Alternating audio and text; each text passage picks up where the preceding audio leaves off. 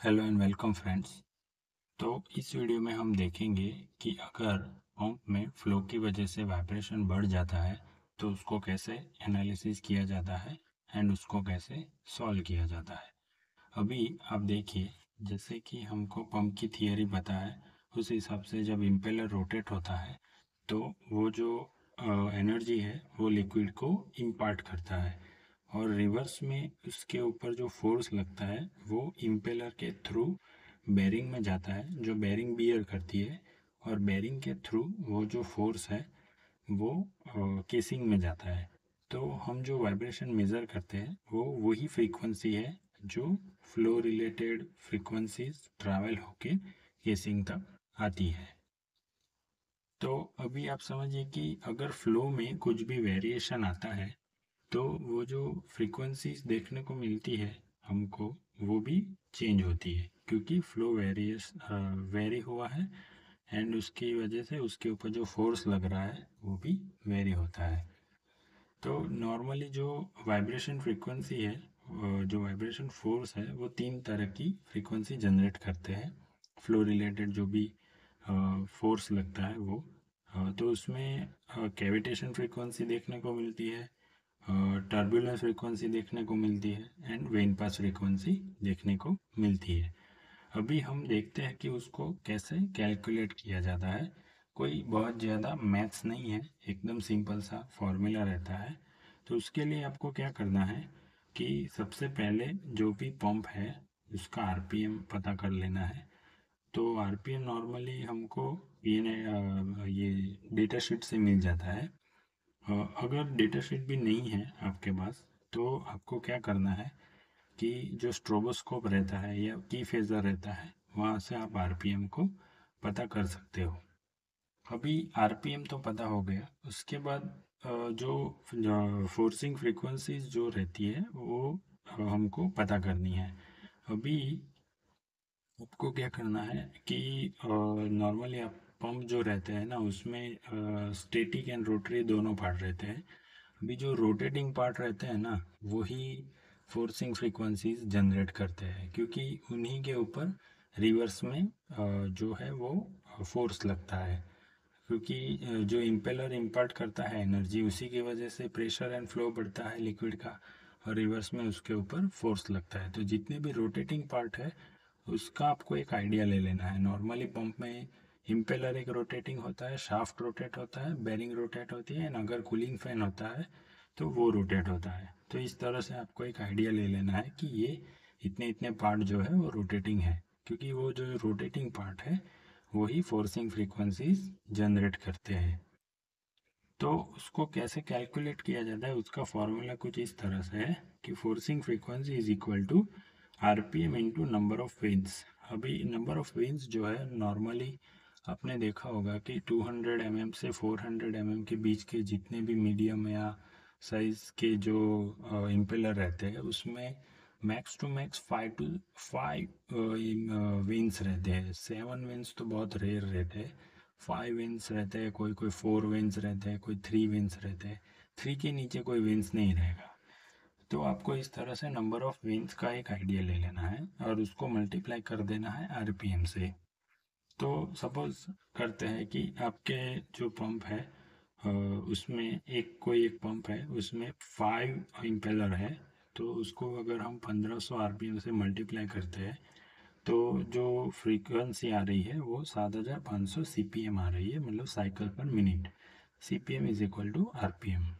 और उसको अगर हम हर्ट्स में कन्वर्ट करते हैं तो वो 125 हर्ट्स होती है। तो ये हमारी वेन पास फ्रीक्वेंसी हो गई। तो इस तरह से आपको कैलकुलेट करना है। अभी हम देखते हैं वन बाय वन कि ये जो फोर्सिंग फ्रीक्वेंसीज आती है उसको कैसे एनालिसिस किया जाता है। तो देखिए, अगर आपको ये मैथ्स जो हमने आगे देखा वो कैलकुलेट नहीं भी करना है तो आपको एक आइडिया आ गया कि इतने इतने पार्ट रोटेटिंग होते हैं, उसका आरपीएम आपको पता है। तो आपको जस्ट क्वेश्चनिंग मेथड यूज़ करना है। कॉन्फिडेंस से आपको जो कंडीशन मॉनिटरिंग का बंदा आता है उसको क्वेश्चन करना है कि इसमें 4500 सीपीएम के आसपास कोई फ्रीक्वेंसी दिख रही है क्या, या फिर उसको ऐसे पूछना है कि आपको इसमें आपको कोई नॉइज़ फ्लोर देखने को मिल रहा है क्या? अभी नॉइज़ फ्लोर किसको बोलते हैं? अभी आप यहाँ पे जो फ्रीक्वेंसी देख रहे हैं, ये जो एक्सिस है, यहाँ से थोड़ा ऊपर उठा हुआ है स्पेक्ट्रम। तो ये जो ऐसे लिफ्ट होते रहते हैं ना, ये जो ब्लैंक जगह है उसको नॉइज़ फ्लोर बोलते हैं। Noise floor. तो आपको वो जो बंदा आता है कंडीशन मॉनिटरिंग वाले का, उसको पूछना है कि इसमें नॉइज़ फ्लोर ऑब्जर्व हो रहा है क्या?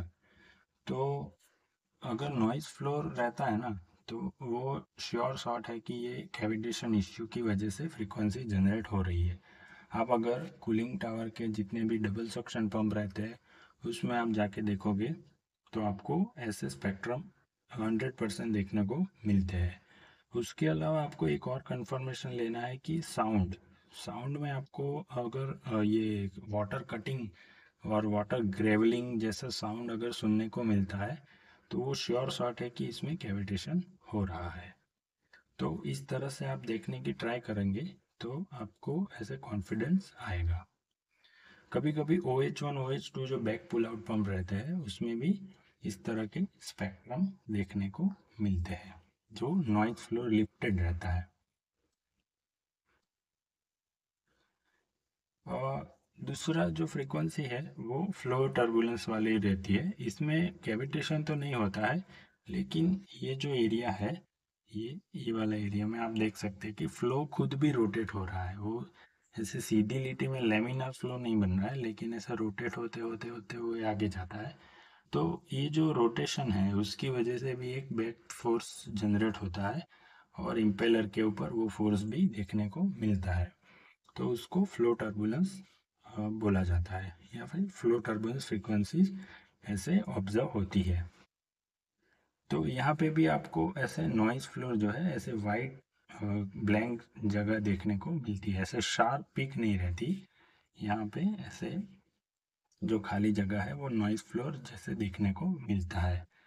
तो आपको वो भी पूछना है कि 1x के नीचे कोई वाइब्रेशन देखने को मिल रहा है क्या? तो इस तरह से आप क्वेश्चनिंग करेंगे कॉन्फिडेंस के साथ, तो वो आपको सही सही आंसर बता सकते हैं। अभी हमने ये फ्रीक्वेंसीज तो आइडेंटिफाई कर ली, लेकिन अभी उसको कैसे सॉल्व किया जाता है, वो जो इश्यू होता है उसको देखते हैं। तो ये जो फोर्सिंग फ्रीक्वेंसी जनरेट होती है कैविटेशन एंड फ्लो रिलेटेड, उसमें नॉर्मली सबसे पहले तो जो स्ट्रेनर है उसको तो क्लीन कर ही देना है, क्योंकि उसकी वजह से जो चोकिंग होता है उसकी वजह से भी ये फोर्सिंग फ्रीक्वेंसी जनरेट होती है। अभी दूसरा आपको ये करना है कि जो प्रोसेस के बंदे रहते हैं या फिर ऑपरेशन वाले रहते हैं, उनको बोलना है कि ये जो पंप है उसको बेस डिफेक्टिव पॉइंट है वहाँ पे चलाइए। और अगर वो बोलते हैं कि बीईपी पे हम नहीं चला सकते, या फिर बीईपी से राइट साइड या लेफ्ट साइड कर्व में हमको चलाना पड़ रहा है, तो फिर उस हिसाब से आपको इम्पेलर कभी कभी ट्रिमिंग भी करना पड़ सकता है, या फिर इंक्रीज भी करना पड़ सकता है। और मतलब ये ड्यू अप्रूवल होता है, आप ऐसे जस्ट नहीं कर सकते। आपको पहले प्रॉपरली देखना पड़ेगा कि वाइब्रेशन कंटिन्यूसली आपको परेशान कर रहा है क्या। कभी कभी 2 साल में 3 साल में एक आध बार आ गया तो इट्स ओके। अभी कंटिन्यू रहता है तो आपको इम्पेलर ट्रिमिंग ऑप्शन चूज करना पड़ सकता है। उसके बाद एक और सॉल्यूशन भी रहता है कि जो इमीडिएट स्पूल है सक्शन या डिस्चार्ज का, उसकी जो थिकनेस है वो भी चेंज कर सकते हैं आप, अगर प्रॉपर मैनेजमेंट अप्रूवल है तो। क्योंकि ये चेंज करने से जो फ्रीक्वेंसी जनरेट होती है, एक्साइट होती है, वो चेंज हो जाती है। तो इस तरह से आप इसको सॉल्व कर सकते हैं, cavitation and flow related vibration. अभी नेक्स्ट जो है वो when pass and blade pass frequency रहती है। इसमें क्या होता है कि ये जो आप हमने जो लास्ट देखा था, उसमें यहाँ पे नॉइज फ्लोर था यहाँ पे, लेकिन ये ऐसे शार्प रहती है एकदम। यहाँ से जैसे आप देख सकते हैं एकदम शार्प है।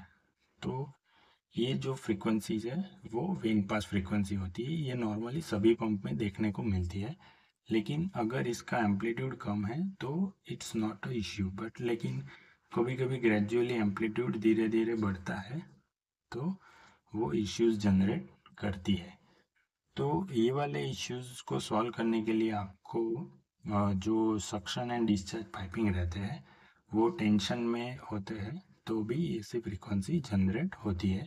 तो सबसे पहले आपको suction and discharge piping tension में है कि नहीं, एंड उसका जो टेंशन है उसको रिमूव करना चाहिए। तो इस तरह से आप दोस्तों प्रैक्टिस करेंगे तो ये जो फ्लो रिलेटेड वाइब्रेशन है उसको आप सॉल्व कर सकते हो।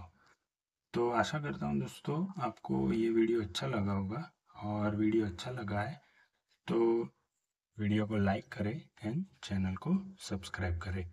नमस्कार, जय हिंद।